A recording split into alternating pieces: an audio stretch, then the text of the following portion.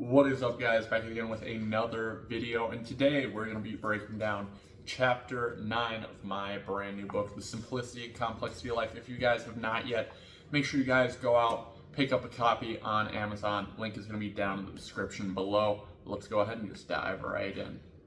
Chapter 9, The Emotional Scale. Being stoic in nature is what we should all strive for.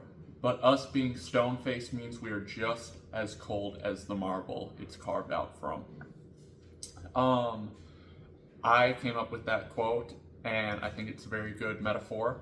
Everyone thinks stoicism is about being stone-faced and lacking emotion, and it's very much the opposite. It is about having emotion, but having emotion in the proper amounts and showing it in the proper ways. And being a stoic person means you are very well held within yourself, and you are confident within yourself and within your emotions and the person you are, and you know how to handle situations and conduct yourself, your business, and to express yourself properly. But it doesn't mean that you are just cut off, stonewall from the world. It means that you know that you can show emotion, but when and where is the proper time to show that emotion.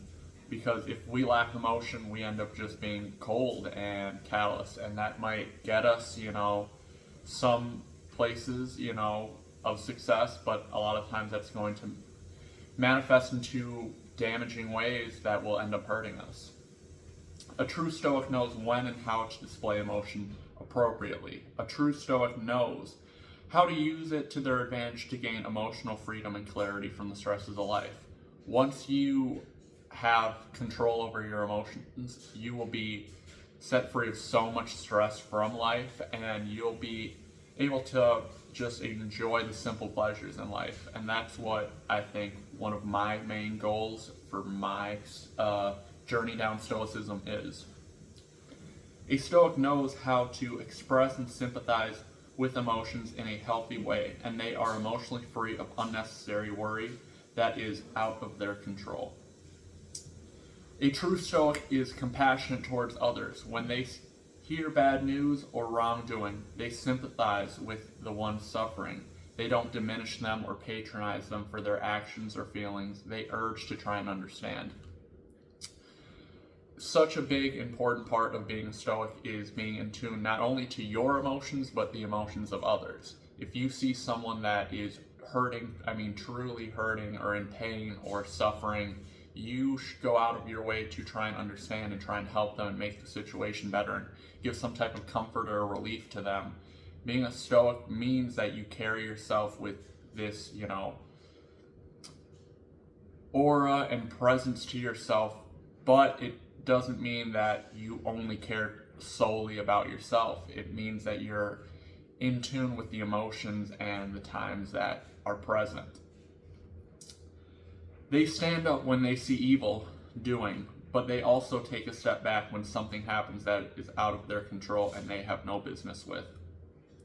If it's something that is, affecting someone we care about, or even an innocent bystander, but we have the chance to do something, we should go and, step up and do the right thing. If it's genuinely what we think is the right thing and it's truly beneficial to them, not to us or our agenda, but truly to the situation that's at hand. But also remembering that if it's something that, serves us no benefit or no benefit to anyone, or it's just a petty argument, let it go. Forget about it. It serves us no good, and it does us no good trying to intervene or step in or cause even more conflict. A Stoic is not scared of the honest truth, but they know how to receive it and present it with grace. The honest truth of life being that life is scary and full of challenges and is meaningless, and at times will fill you with this sense of nothingness, which should be an opportunity to fill it with what truly matters to you. Things will go wrong for others and for yourself. People will get hurt and do wrong. It is up to you how you react when being faced with this honest truth. Kind of talking about how life is not going to be just easy sailing, easy coasting. Things are going to go wrong. You're going to get hurt at times in your life by others, people you trust, close friends, family members. People walking down the street are going to hurt you. Things are going to go wrong, you know, physically, but also socially and emotionally. And we have to be prepared for those things. And we have to, you know, just take it on the chin and, you know, realize that it is not a reflection of us. It is not a reflection of them per se. It is just something we have to accept that as a part of life. We're all playing this game in life, and we have to take these things as they come and accept that there's going to be times where we feel alone, and I think that's something we all can relate to, myself included. But we also have to remember that there's others out there just like us that can support us, and there are people out there that care about us and that will be there in our time of need, and vice versa. There's going to be times where we need to be there for the people we care about. But we have to be ready to accept the honest truths in life. And one of those being that life is meaningless and that you're going to get hurt and you're going to feel lost and alone sometimes. And we have to accept that, and we have to keep going. Being emotionally unhinged and irrational never help anyone or any situation. I think that's a very true statement, depending on the situation, but 9 times out of 10, I would say that being emotionally unhinged and irrational never helped. For the most part, I'd say probably 9 times out of 10, being emotionally unhinged never really helped anyone or any situation. I mean, most times it, you know, pushes the envelope and pushes things down a further road of, you know, pain and suffering, not really for the person you're upset at, but more so for yourself, and just makes your situation harder. Being in control of your emotions and being able to be stern, but yet assertive, and know what you're talking about and deliver it to the person that you might be frustrated with or upset with, or, you know, might be in conflict with, that is where you're really going to get true results, and where you're going to establish true dominance and truly, you know, make an impact on them. Yelling at them and freaking out, they're going to be like, oh my god, this person's crazy, you know?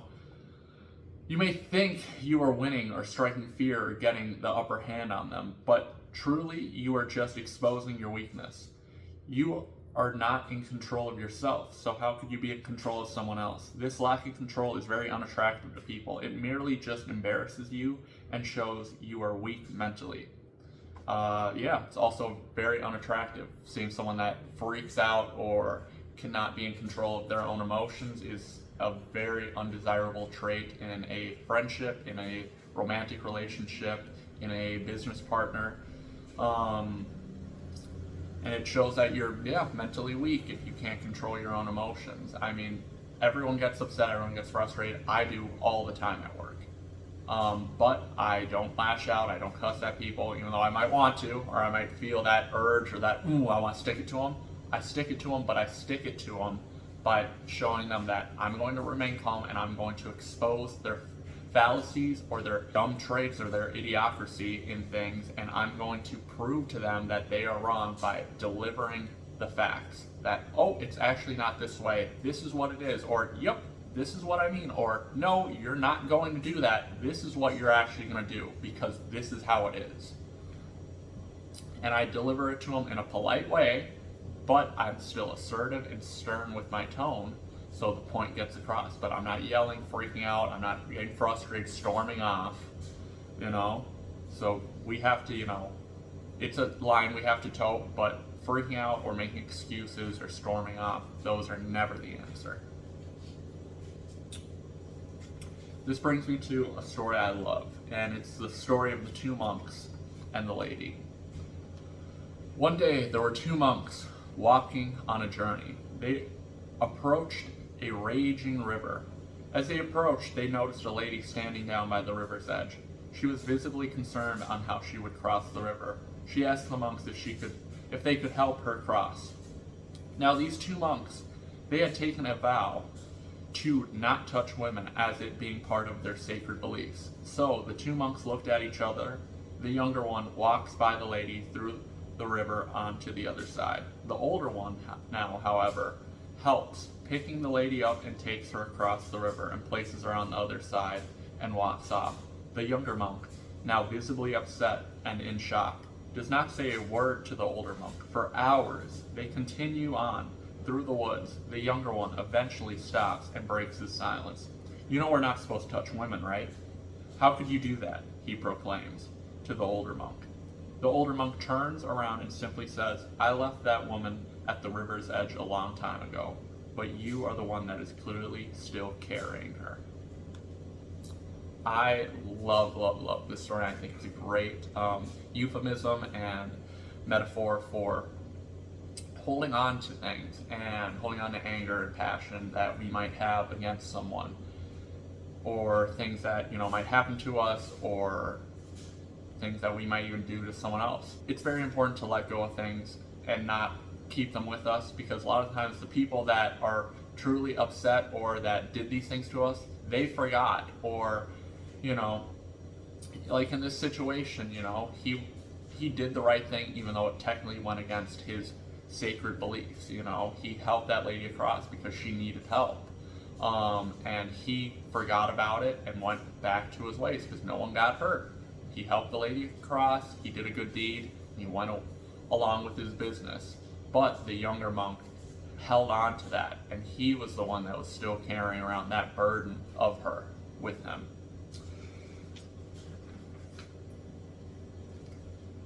As long as you or someone else is not at risk of damage that is unrecoverable from, then you should have no worry. It will pass just as everything else will, including you. Seneca famously wrote, "He suffers more than necessary who suffers before it is necessary." This is probably my favorite quote from Seneca. And I think it's something we should all remember and apply to our life. I sure try to. As far as when I find myself in situations where I'm like, oh shit, this is gonna happen here, or this has a chance of happening, doesn't mean you push it to the side and try and just forget about it, but don't just stress on it. Unless you can do something about it there in the moment, don't worry about it until it happens. Make a plan, be prepared, but don't sit there all day, days on end, weeks on end, worrying about something that may or may not happen, or that might happen, or that's going to happen, but is going to happen years or months from now or weeks from now, whatever. Be in the moment. Be prepared for what might happen, but don't stress about it and don't let it kill you. It is important we keep our emotional scale in balance. Taking care of your health physically and mentally, taking time out of your day to enjoy the simple pleasures. I think, just kind of finishing off there, a big part of being a Stoic and being able to be at peace with yourself and be in balance with your emotional scale is being able to physically and mentally be in check by making time to enjoy the simple things. Sit down at the end of the day, watch some TV, enjoy your life, make time to, find a hobby, if that's painting or reading or, going out and playing frisbee golf with friends, whatever it may be, whatever helps ground you and keep you at peace and balance, and finding that balance in life between the stressors and the things that weigh on your emotional scale and the things that, keep it in balance and in check. I think that's very important. Well, till next time, make sure you guys like, comment, and subscribe, and tell me what you guys thought of Chapter 9. Also, make sure, like I said at the start of the video, if you guys have not yet, make sure you guys pick up a copy. Link is going to be down in the description below. Till next time, peace out.